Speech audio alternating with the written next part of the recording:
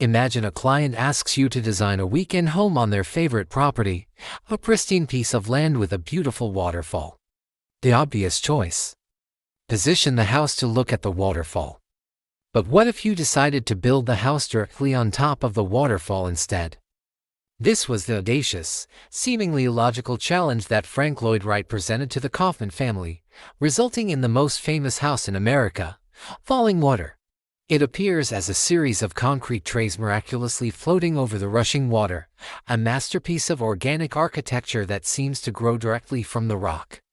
But this poetic vision concealed a fierce battle between architectural ambition and structural reality. How did Wright make these dramatic cantilevers possible with 1930s technology? And why, almost immediately, did they begin to sag, threatening to collapse into the stream below? The true story of Fallingwater is a dramatic tale of genius, risk, and the relentless force of gravity.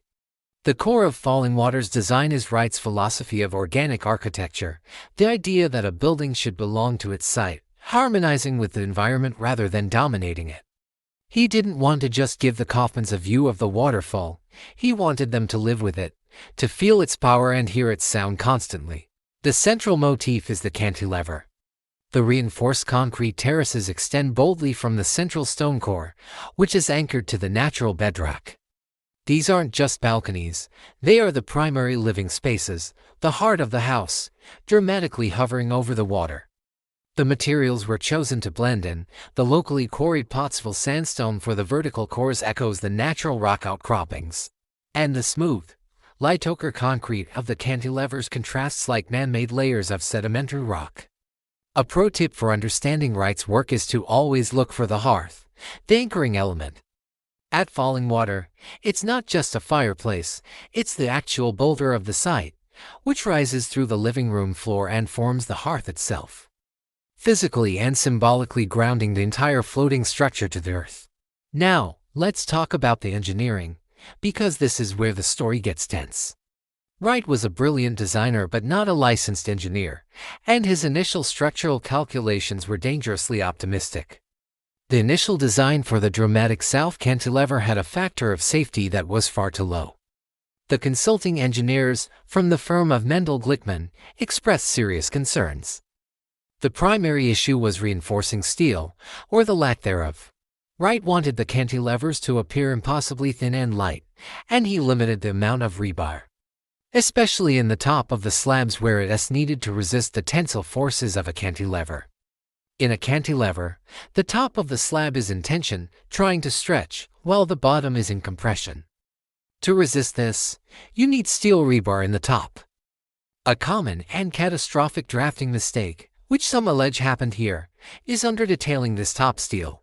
Furthermore, the concrete mix itself, sometimes called potato concrete due to its rough, stone aggregate look, was not the high-strength material we have today. The forms for the concrete were also not cambered, meaning they were built flat, with no upward curve to compensate for the inevitable deflection, or sag, under load. And sag they did. The problem was apparent even before the construction scaffolding was fully removed. The cantilevers were visibly deflecting. Robert Mosier, the site architect, famously wrote, "O Lord, we have sinned on a beam before it was enclosed."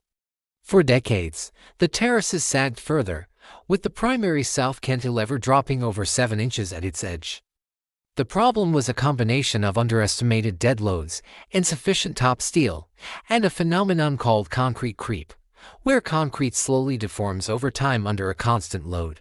By the 1990s, the situation was critical. The structural analysis showed that the cantilevers were on the brink of catastrophic failure. The restoration project, led by structural engineer Robert Silman, was a monumental rescue operation. The solution wasn't to tear it down, but to post-tension the existing structure. Workers carefully drilled holes through the concrete and threaded high-strength steel cables through them.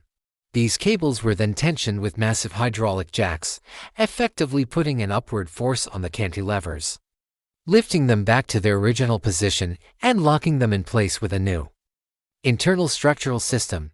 This brilliant intervention saved Fallingwater, and it stands today not as Wright originally built it, but as he originally intended it to stand: straight and true. Beyond the structural drama, the design is a masterclass in spatial sequencing and experience. You don't arrive at a grand front door. You approach from above, descending down a narrow, dark staircase that compresses your senses before you emerge into the bright, open living room, with its low ceilings that force your gaze outward to the expansive cantilevers and the waterfall below. The house is a series of controlled views and sensations. The sound of the water is ever present. The lighting is carefully modulated. Wright designed almost all the furniture built in and low to the ground to emphasize the horizontal lines and the ceiling height. Workflow secret evident here is Wright's use of a single unifying geometry, the 30 to 60 degree triangle, which appears in the tile patterns, the window mullions, and even the built-in furniture, creating a deep subconscious harmony throughout the entire design. It's a total work of art, where every detail is orchestrated. In conclusion, Fallingwater is a building of profound contradictions. It is both a timeless work of art and a structure that was temporally flawed from the start. It is a testament to the power of a single visionary's will, but also a lesson in the absolute necessity of collaborative engineering. Its beauty is inseparable from its peril. It teaches us that the greatest architectural leaps often happen at the very edge of structural possibility, and that maintaining a masterpiece can be as complex as its initial creation. It remains the ultimate example of a building that is truly, organically, one with its site. As a final, critical note on safety and professional practice, the story of Fallingwater's structural issues underscores the vital importance of the architect-engineer collaboration. Modern building codes and licensing requirements exist to prevent the kinds of risks taken here. While we can admire the artistic result, the methods are not a model to be emulated. All construction must adhere to the rigorous standards and calculations provided by licensed structural engineers to ensure the safety and longevity of the built environment. If this honest look at one of architecture's greatest stories has given you a new perspective, and you want to see us break down other iconic but flawed masterpieces, let us know in the comments. And if you're learning from this, please subscribe for more deep dives into the structures that shape our world.